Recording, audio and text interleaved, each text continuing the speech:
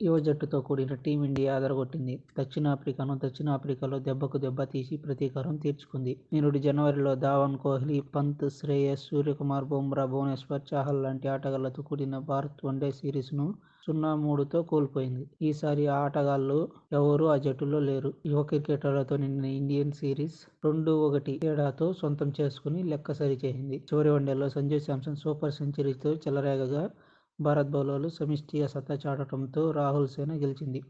దక్షిణాఫ్రికాలో 7 వన్డే సిరీస్లో భారత్కి ఇది రెండో సిరీస్ విజయం.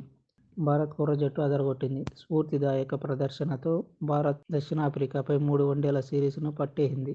గురువారం ఆఖరి వన్డేలో 78 పరుగుల తేడాతో జపాన్ను ఓడించి సిరీస్ను గెలుచుకుంది. మొదట man of the match Sanju Samson 108 పరుగులు, 114 బంతుల్లో 108 పరుగులు చేసి సెంచరీతో భారత్ నిర్ణీత 50 ఓవర్లలో 8 వికెట్ల నష్టానికి 296 పరుగులు చేసింది. తిలక్ వర్మ 52 పరుగులు రాణించాడు. ఛేదనలో భారత్ బౌలర్లు ధాటికి సఫారీ జట్టు 45.5 ఓవర్లలో 218 పరుగులకు ఆలౌటైంది. హర్షదీప్ సింగ్ 4 వికెట్లు, ఆవేష్ ఖాన్ 2 వికెట్లు, వాషింగ్టన్ సుందర్ 2 వికెట్లు దక్షిణాఫ్రికాను దెబ్బతీశారు.